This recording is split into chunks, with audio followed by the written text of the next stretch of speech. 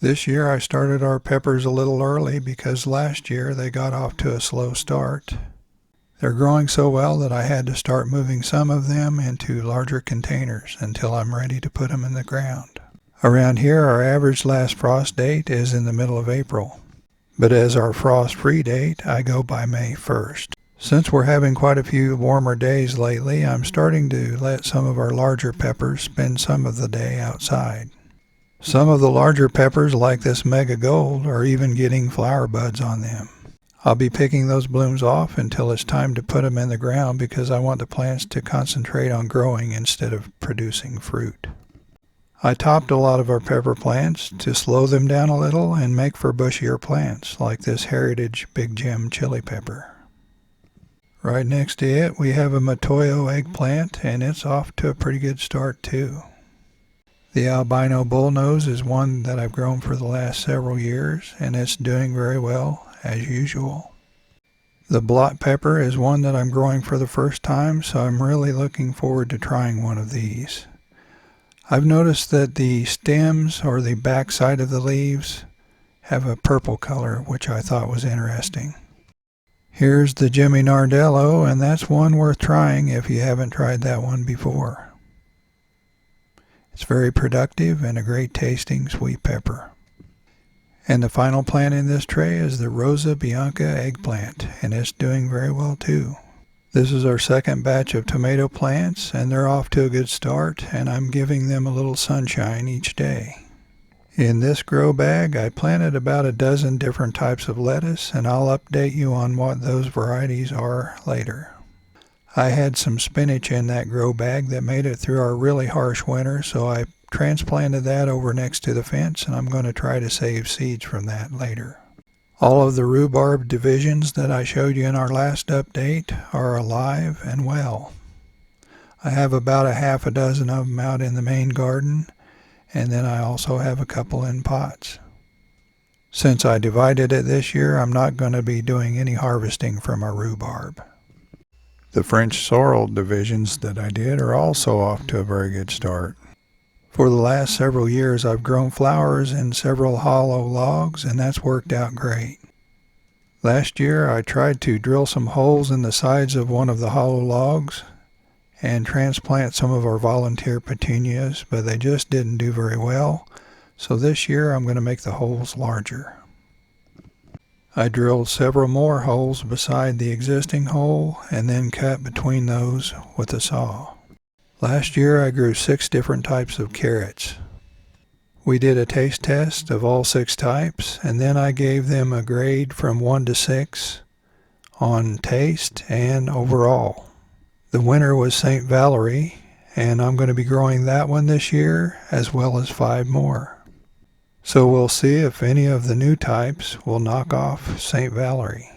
Here's a list of the 6 types of carrots we'll be growing this year, including the St. Valerie. I'll be curious to see if any of these can beat the winner from last year. If you want to see that video from last year, I'll put a link to it down below. We've got to enjoy a little bit of fresh asparagus this year, and it really is good. Some of it is almost as wide as my thumb. The conditioning process on the straw bales is going very well, and it won't be long before we can get those ready to plant. Once they cool down, they usually start to get a little darker in color, and then the mushrooms will start to grow. I never eat wild mushrooms because I just don't know enough about them. I'm not sure how it's going to work out, but this year I'm going to try some no-dig potatoes. I'm growing 3 different types: Red Pontiac, Yukon Gold, and one that was labeled just blue potato. As you can see, the blue potato isn't blue at all, it's purple.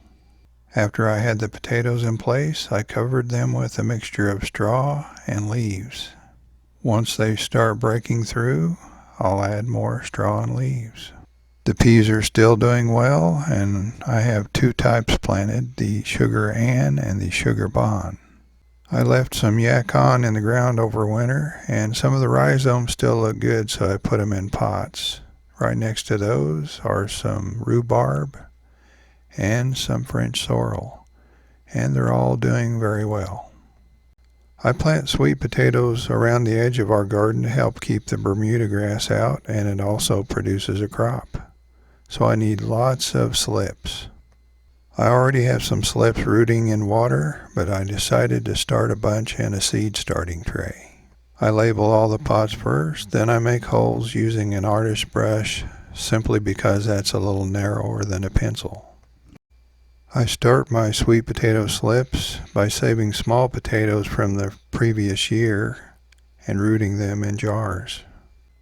I just cut off one of the sprouts and then I trim off all of the leaves except for a couple of small ones at the very top. Once I have all of the leaves trimmed off, I simply put it down in the hole that I made with the artist brush. Then I simply repeated that process until I have the whole tray full with 2 slips in each pot. Once I have them all in pots, I put the tray under a grow light and make sure to keep it moist for about a week and a half so the roots have time to start forming. Some of you might remember the tiny plantlets that I grew from leaf cuttings on the Sundew Plants. Well, let's take a look at what they look like now. As you can see, they've grown a lot, and they're all fully capable of catching fungus gnats just like the larger plants do. Including the ones that I have in another pot, I have well over a dozen Sundew plants now. Just as an experiment, I put one of the leaves on top of the soil and did nothing to it, and it's growing 2 small little plants. Since they've done such a great job controlling fungus gnats, I had to start feeding them, and this one has a fly. Even though it's harder to see, I thought it was pretty cool how the leaf wraps completely around the fly. The bananas don't look like much now, but in a few months, they'll look much different. This is what they looked like last year. We grew 3 different types. The tallest is the Musa Basjou. The one closest to the camera is Dwarf Orinoco, and the one with the big pink flower on it is called Musa Velutina. Here's a look at what the bananas from the Musa Velutina look like. Taking a look at the bananas, the Dwarf Orinoco looks good and solid and has some color at the base, so I think it might be alive, but no sign of life yet. Then, over by the Musa Velutina, I was looking around and I found a little pup sprouting up. So it actually survived 17 below 0 Fahrenheit. The Musa Basjou is coming back to life, and it has several stems that are starting to grow, and they've grown even more since I took this clip. I went over to my son's house, and as usual, the granddogs were glad to see me, especially the oldest one. And while I was there, I picked up a couple of Sundew plants to add to my expanding carnivorous plant collection. Both of these plants are pretty small, but I don't think either of them are supposed to get very large. Now I'm going to have to do a little research to see if these have any special requirements. Don't forget to like this video and share it with your friends.